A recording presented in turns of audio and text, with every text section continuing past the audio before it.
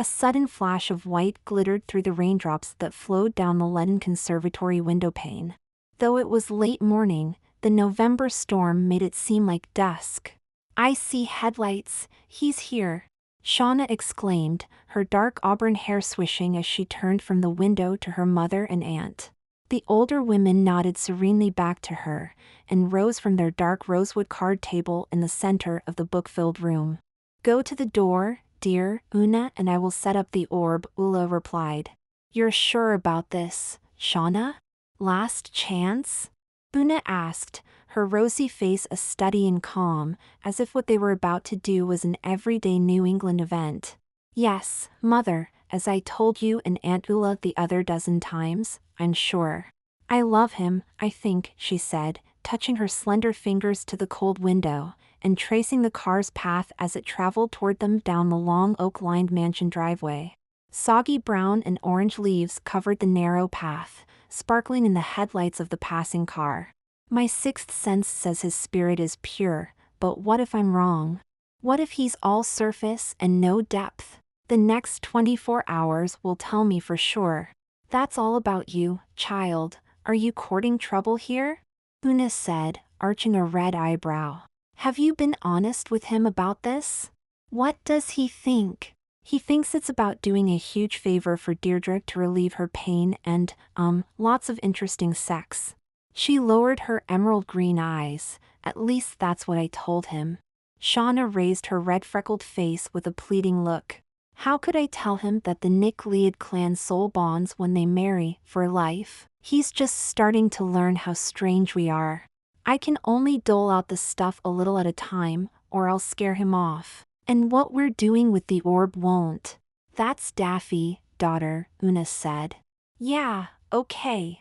So it's not logical," Shauna answered, nervously twirling the ringlets of her auburn hair. "I've put off answering his marriage proposal to the point of embarrassment. Yet, if our souls are to be joined, I have to know that he is the one, since divorce is not an option. And anyway, Deirdre needs this favor now, not at some convenient future time when I've eased Scott into the clan's eccentricities." "Well, this is only about helping Deirdre, as far as I'm concerned. Please keep that in mind," niece Ula said, as she rubbed her temples in worry. "She's not been well for so long." Ula stopped talking as Deirdre walked into the conservatory. Dressed in a gray and black herringbone knee-length skirt and tight black turtleneck top, she was balancing a silver tray with 5 slender champagne flutes, filled and bubbling. One held a maraschino cherry. "We'll toast before we do it," Deirdre said, "for luck." Her red-complexioned face looked slightly ashen-gray, and as she walked, she staggered and nearly dropped the tray. Bula rushed to help, quickly placing the tray on the rosewood table. Deirdre caught herself on the table. "Honey? Are you okay?" Bula asked, her green eyes scanning her daughter's face. "I'm okay, Mother," Deirdre replied, not meeting Lula's gaze. "Just a little tired is all." "Champagne, cousin? In crystal?" "Somebody's been planning," Shauna said, winking at Deirdre. "Nice touch with the cherry, that one's for Scott?" "Thanks, and, well, yeah, somebody had to plan something." Deirdre grinned back at her. "And don't be touching the cherry one, it's mine." The 2 tones of the mansion doorbell chimed. "Get moving, Shauna," Deirdre said, smiling. "Wouldn't want his clothes getting wet." "I'm proud of you for doing this, it means so much to Deirdre," Shauna said as they walked hand in hand down a long wood-floored hallway, their footsteps echoing. "I like that, making you proud," Scott answered, keeping his blue-gray eyes focused on the dark varnished floors as they walked. "Honestly, I'm not doing this for Deirdre, I'm doing it because you asked me to." She stopped him with a tug of her hand. "Hey! That makes me feel horrible, Scott. I don't want to force you, this is something that should be fun." He caressed his fingers through the soft ringlets of her hair. "No, you're not forcing me. I mean, I can always run for it, can't I?" he said, smiling thinly. "It's just, well, I've got my doubts." "You doubt our ability to do it?" Shauna asked, a red eyebrow arched. No. I've seen what Una and Ula can do with seeing into the future and other things. Scott shuddered, recalling the time a mugger confronted them late one night in a movie theater parking lot.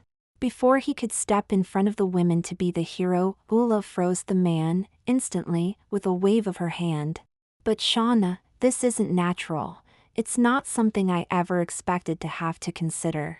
He sighed in exasperation. I'm scared something bad will happen. She stood tiptoe, bringing her pillowed red lips to his for a kiss. It will work out fine, love, don't worry, she soothed, pulling away. It's only for the day. Think of the upside. You'll learn how to pamper a body like the one you admire so much. Only you will be even prettier. He saw the trap. Prettier? Nope.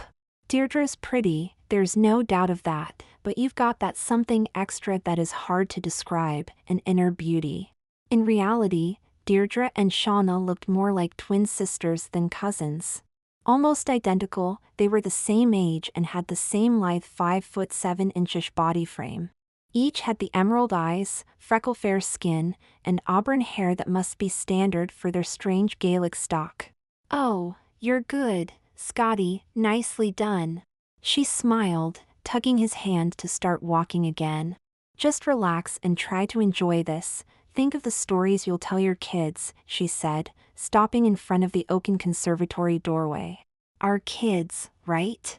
Why didn't you say it that way? He asked with a scowl. His face brightened then. When we do get married, I can't wait to start having em. I want a boy and girl, at least. We'll be great parents, Shauna. She squeezed his hand affectionately. I'm sure we would. But Scott, I've told you that the Nickleids only have girl babies.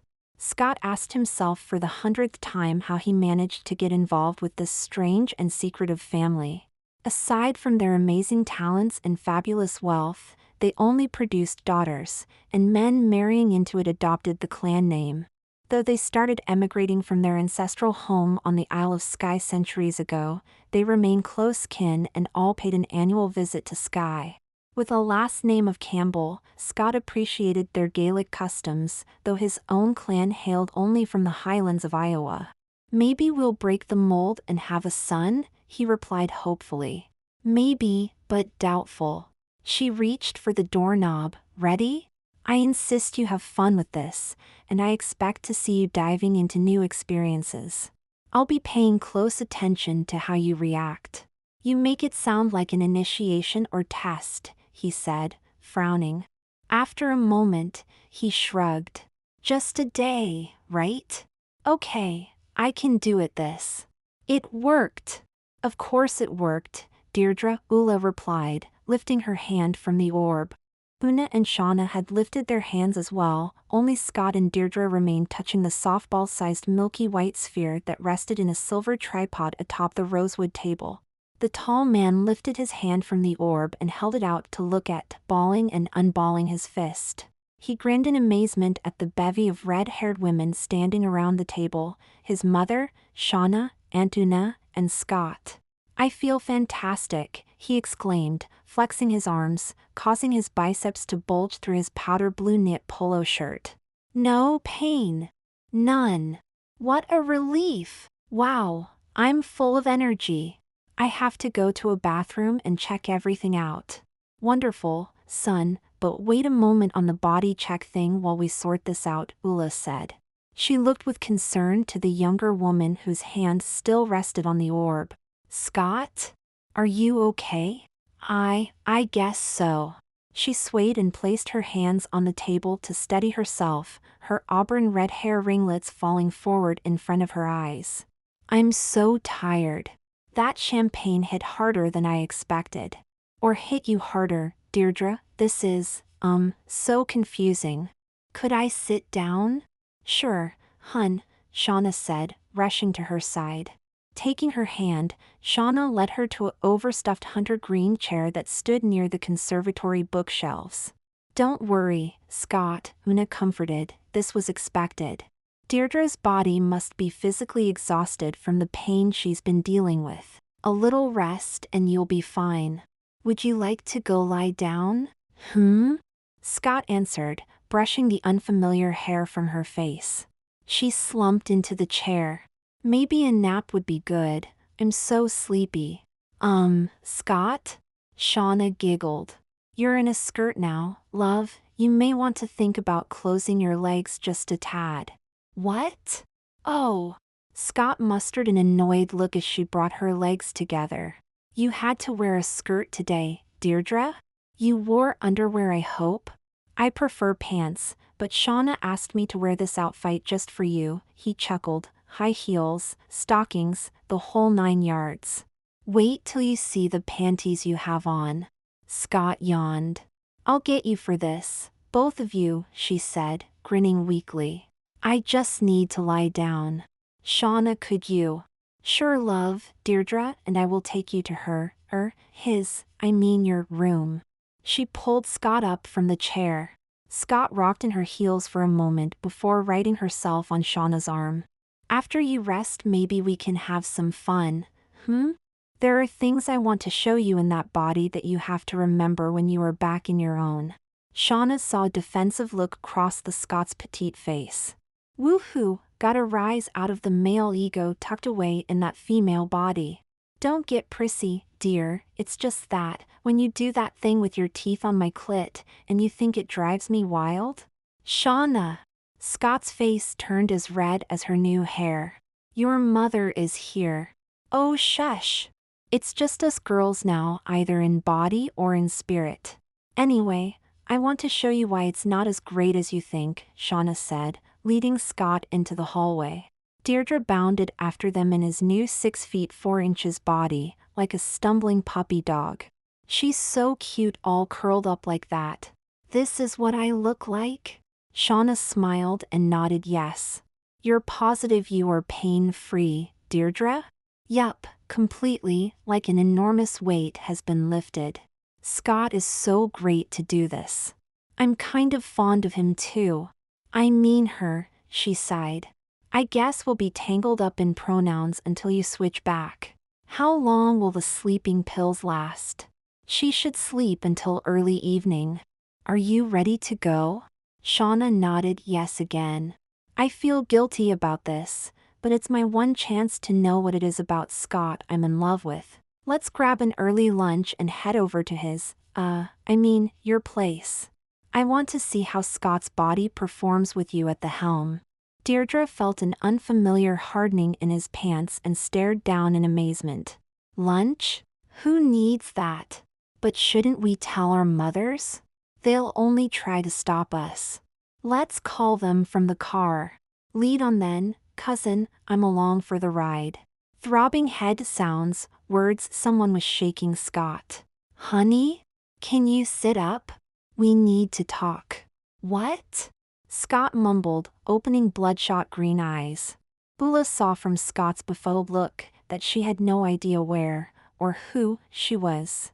You are in Deirdre's room, in Deirdre's bed, in Deirdre's body, Bula said matter-of-factly. Scott groggily felt her face and body. She discovered she was wearing a short white satin nightgown. How'd I get in this shing? She slurred.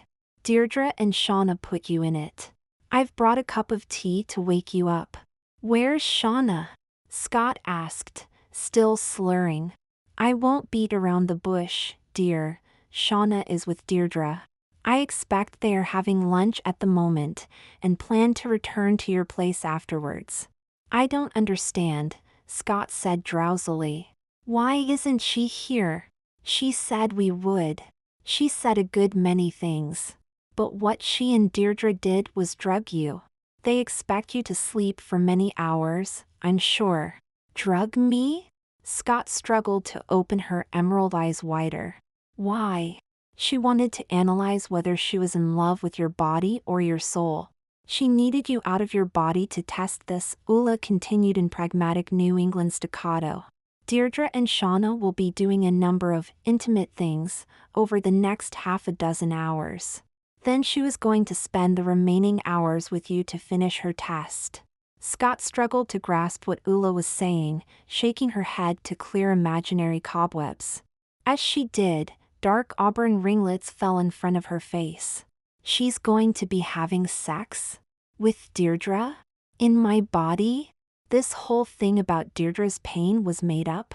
Ula gently pulled Scott's hair away from her face. No, Deirdre truly needs help, and that is what I want to talk to you about. You see, several months ago, she developed some psychic blockage with her family talent that caused it to build in her with no release outlet. As the sleeping pill drowsiness faded, Scott started to feel sensations from her new body. Unconsciously, she ran her hands over the slick material of her gown. Next, her hands traveled to her breasts, which she cupped and gently squeezed. That lack of release. Ula stopped to stare at Scott. Dear, are you listening? Scott nodded yes, and, realizing where her hands were, deliberately put them by her side. Pay close attention, this is important, Ula reprimanded. That lack of release caused her to have intense pain throughout her body, and her doctor prescribed OxyContin. Over time, Deirdre started taking more and more of the painkiller and became hooked.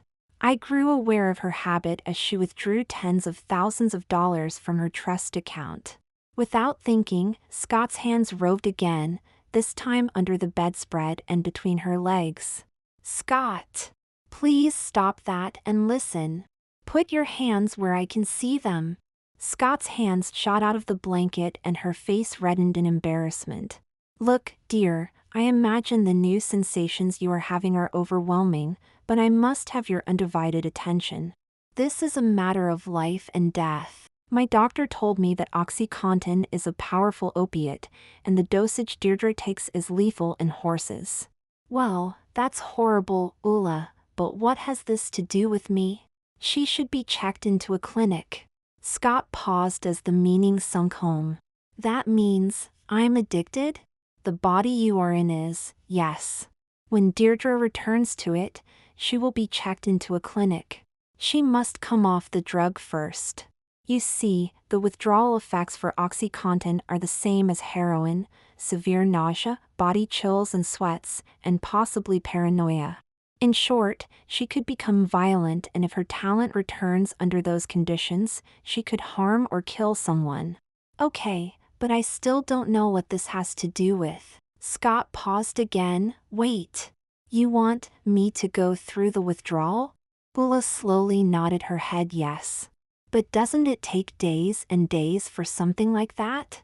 I remember reading that for heroin, it was living hell and people sometimes committed suicide. Normally the withdrawal could take many days. However, you've seen one of my talents, I know, the night I froze that nasty young man in the parking lot. What I actually did was slow time down for him, rather than freezing him. I have the ability to, alter the pace of time on a local level. It's a very small area that I can affect. What I would do for you is speed time up in Deirdre's body to burn through the drug faster. It will intensify the withdrawal symptoms, but the OxyContin residual will be burned off, I think, in about a day's worth of real time. So, while Shauna lied to me and is having sex with Deirdre in my body, you want me to go through a condensed heroin withdrawal? Why on earth would I agree to that? A worried look crossed her face. Are you going to force me? No. Ula answered, her voice raised in a shocked tone. You must think us awful. Ula took Scott's hand in hers. The choice truly is yours. If you say no, we'll let the day play out as Shauna intended. I know this is a terrible thing to be asked to do, but Una has looked into Deirdre's possible futures, and if Deirdre doesn't end her addiction, she will die. We, Ula and I, chose you because we believe you are strong enough to do this. But this isn't fair. Why didn't someone just ask me? I might have said yes without question. No one gave me the chance. This is all so dishonest. We couldn't let Deirdre or Shauna know any of this or they would have refused to let you do it, Ula said with a disappointed look. So your answer is no? Deirdre really needs this, as in life or death needs this? Ula's face brightened a bit. Yes, she desperately needs to be off this evil stuff. What could I expect? Will it be life-threatening? Why do you have to speed this up? Why not let the withdrawal take the normal amount of time? My doctor said it's like flu on steroids. And, yes, it will be even worse because we will be speeding it. We have to speed it up for your sake. Deirdre is physically and psychologically addicted, you see. She'll be tempted to start taking the drug in your body, the longer she is in it. The withdrawal isn't life-threatening, but it will be hard, and you might need to be hospitalized. Bula paused, her green eyes looking anxiously into Scott's matching green eyes. So, will you? Scott solemnly nodded her head yes. I don't know how I could say no. I mean, I can't let her die. I'll do this, Bula, let me help. Bula closed her eyes in silent prayer, with tears running down her face. Oh, thank you, thank you, thank you. I've been so torn up watching my baby slowly waste away. She leaned over and kissed Scott on her cheek.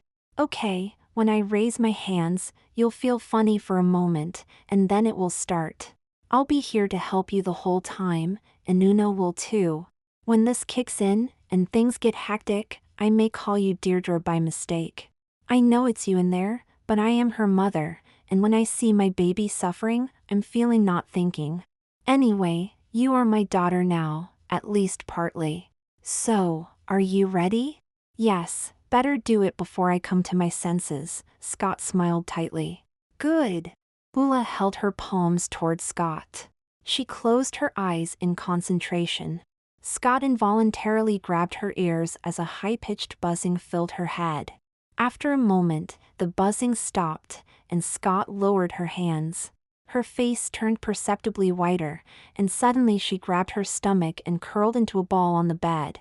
Una! Bula yelled, it's begun. Could I have another side order of bacon? Deirdre asked the elderly waitress with semi-blue hair. Certainly, hun. Can I warm up your coffee, too? When Deirdre nodded an enthusiastic yes and held up his empty mug, Shauna shook her head. Well, Scott, it seems we're a hungry boy, aren't we? It's like there's no bottom to his stomach, the waitress said to Shauna after she filled the mug. Would you like a breakfast steak too? There are still other things on the menu you haven't ordered. Shauna couldn't take her eyes off him. The way he moved his lips when he talked, held his body, moved his eyes, or breathed even, was so different from Scott. It suddenly hit her. She didn't feel the same attraction to Deirdre in Scott's body that she had for Scott. What was it about Scott, and his body, that made him so appealing? How odd that she should be sitting with Scott's body in front of her and she would be missing him. Shauna checked her wristwatch. Scott? Let's go over to your place and hang out a while. The nice lady hasn't brought me my bacon, he answered, in a voice that sounded vaguely like a pout. Okay, but let's not take too long. I'd hate for Sleeping Beauty to wake and not find me there. Think how pissed Scott would be if she found out I ditched her for an eating marathon at Doss Waffle House. I don't know why, but food tastes really good in Scott's mouth. His taste buds must be better than mine, or maybe it's because I can pig out without guilt.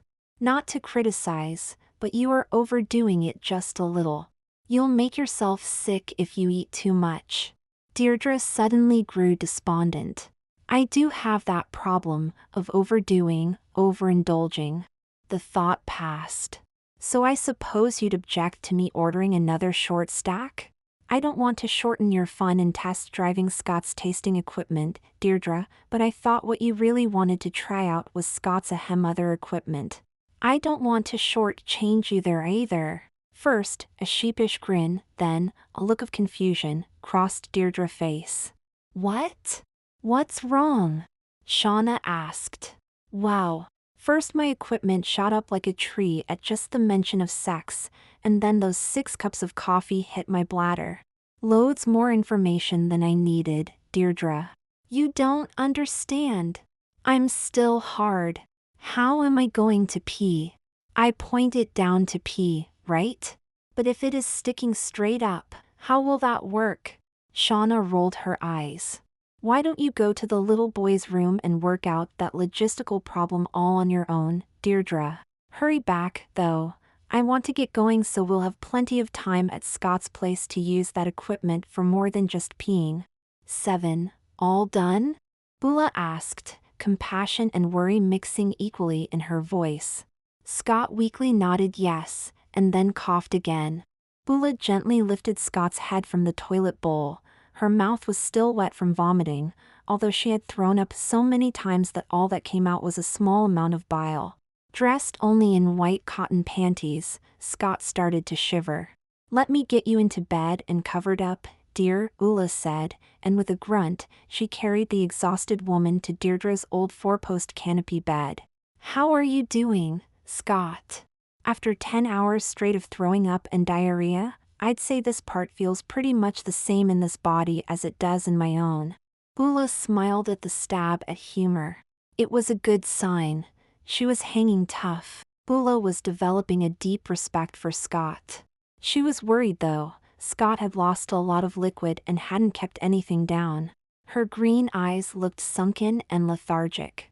You're doing great, dear. Although it's only been about 4 hours in real time, it's more like 16, from the hyper time you are feeling. Can you try to drink more water? Scott wearily nodded yes, but added with a sigh, it'll just come right back up again. 8. So how do I get this thing back up? Deirdre asked, with a goofy grin on his face. It happened so fast.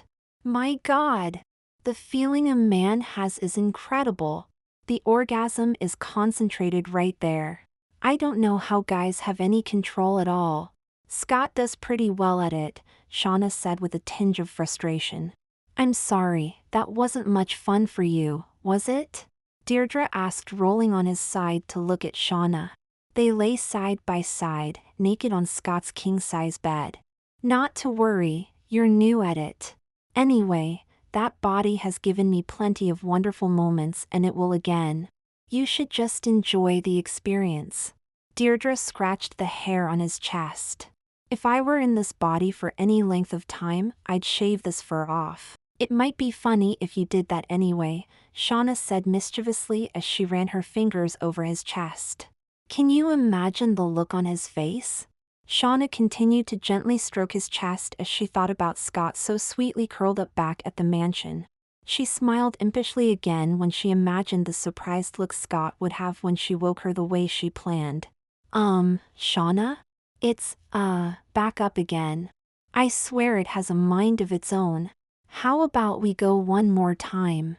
A mind of its own and doing the thinking for your body, Where have I heard this before? Talk to me, honey, Bula said to Scott, before giving her sister a worried look. Can't stop shaking, Scott answered, her body convulsing. Can't stop. Is she chilled again, Ula? Una whispered to her sister, her red eyebrows furrowed. We're 7 hours into this or so, but with the hyper time she's feeling, it's more like day 2 for her. So I don't know if it's from the withdrawal or dehydration, Ula answered in a low tone. Did you see any of this when you looked at the future potentials? You know it's never that specific. I can see possible whens and hows, but never why, Una replied, shaking her head. Maybe you should bring her body back to real time? What are you saying? Why are you whispering? Something's wrong, Scott cried, her eyes taking on a sudden wild look. Calm down, Scott, Ula soothed, stoking her cheek. You're showing signs of paranoia. Remember we talked about this as one of the withdrawal symptoms? Try to stay focused. I'm dying, aren't I? Scott clutched Ula's hand tightly. Don't let me die. I'll never let you die, my darling, Ula answered in a choked voice. She held the shaking girl fast in a fierce hug. Let's get her to the hospital. Una, make the call. Tell them we're on our way. Already have, dear. I swear, sister, between the two of us, you got the better talent. If knowing when and how you and everyone you love may die is better, Una growled. Let's take care of the poor girl now and debate this another time, shall we, sister? And I'm sure you know precisely when that time will be, too," Ula replied, as she hurriedly dressed Scott for the ride to the hospital. Shauna heard the sound of the automatic garage door opener kick on, and ran to the kitchen door with Deirdre loping close behind. "Mother! Where is Scott? We got home about an hour and a half ago and the place was deserted." Una placed her car keys on the antique wooden keyboard behind the kitchen door and hung her turquoise raincoat and matching hat on the coat tree. "Oh, hello, dears. You've enjoyed your day, I hope?" Una calmly touched up her bun with her hands, retwisting and pinning her red hair so that it dropped down to the nape of her slightly freckled neck. "Yes, fine. Great. So where is Scott?" "She's in the hospital," Una said. Seeing their wide-eyed looks, she quickly added, "Don't worry, the worst is over, she's resting comfortably." "But what happened to her?" Shauna exclaimed. "She needed to be hospitalized because she was getting so dehydrated. She came through the withdrawal ordeal extremely well. Scott's spirit is strong." "Withdrawal? I don't understand," Shauna said, confused. Una picked up the tea kettle and walked to the sink to fill it with water. "Dear, we asked Scott to undergo a drug withdrawal, and she graciously said yes." Ula sped time up for her so that the equivalent of several days have passed for her body. "Mother, please! A drug withdrawal? What are you talking about?" "She's talking about my addiction to painkillers," Deirdre said softly, his shoulders slumping. "I left enough of the drug in my body so there would be no problem for Scott several hours. Mother must have found out how badly I was addicted, figured I wasn't strong enough to handle the withdrawal, and asked Scott." "Is that about the size of it?" "Yes, that, plus in many of your futures, I saw you dying by drug overdose," Una answered, looking into Deirdre's blue-gray eyes. Her own emerald green eyes started to tear. She turned away from and placed the kettle on a burner.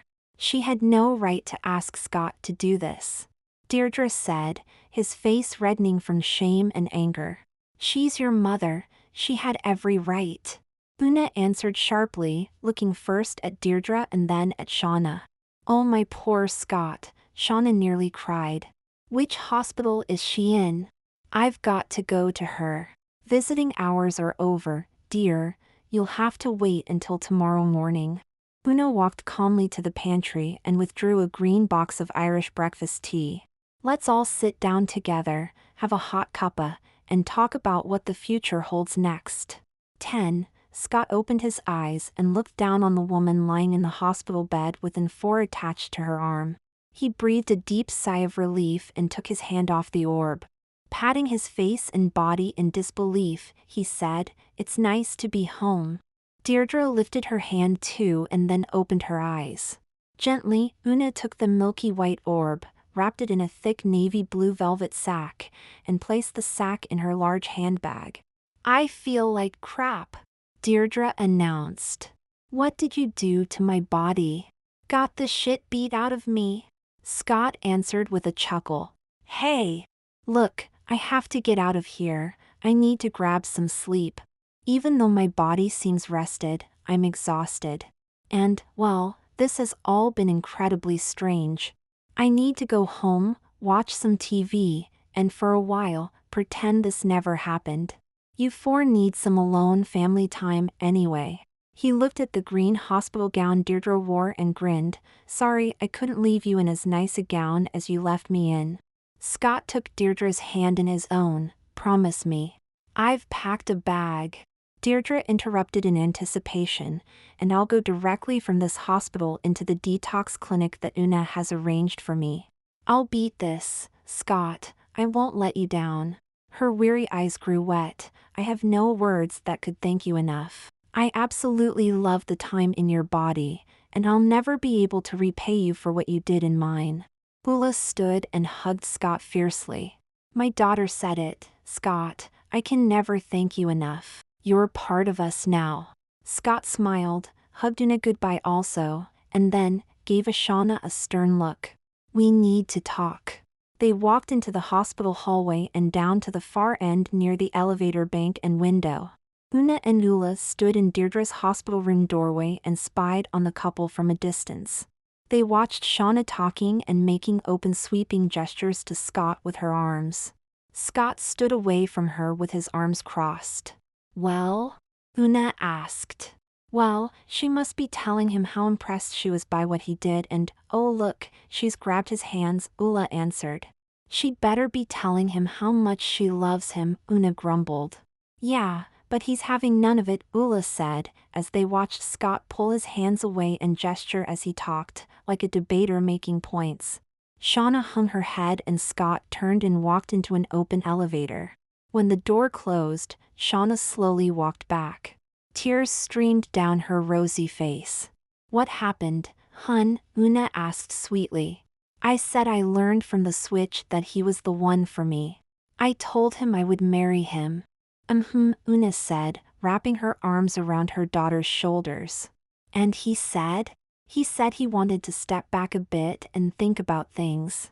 He said that he had been ready to commit to me without hesitation, but I had needed this elaborate test to make up my mind about him. Then he said I lied to him, drugged him, and I cheated on him, though he hadn't sorted that part out entirely, since it was his body that was involved in the cheating. Last, he told me I needed to do some growing up." Shauna looked at Una with tearful green eyes. "Was it the exhaustion talking, Mama, or have I lost him?" "Don't know, dear," Una said. "Let's go sit with Deirdre and talk this through when we are home." Shauna nodded numbly, but her eyes still glistened. Haven't I? I've lost the one person I could be happy with." Shauna wiped the tears from her face, tried to put on a semi-smile, and walked into the room to sit beside Deirdre's bed. "Well?" Ula whispered. "Has she?" "Oh, time will tell, you know," Una answered vaguely. "Anyway, it was about damn time someone other than me told my daughter that. Maybe she'll listen to him. You know, don't you? You've seen what will happen." "I've seen different possibilities. Do you want to hear them?" "No. You know my thoughts on this. I don't want to know the future unless there is a real danger to our daughters." Like with Deirdre's addiction, Ula said firmly. "There is no danger to them, right?" "Danger? I wouldn't call it danger, not exactly." "Okay then," Ula said and covered her hands with her ears. "Don't tell me another word, except, is what happens a good something or a bad something?" "Well, I don't want to spoil it for you, sister. What I will say is that what happens next could really be interesting." Ula rolled her eyes. "That describes every day for us, sis." "True enough," Una nodded. "I suppose I should say, incredible, mind-blowing, never in a million years interesting." "Will you please shut up?" Ula nearly shouted. "I swear, you are the meanest husband that got turned into a sister that I've ever had." "Finn?"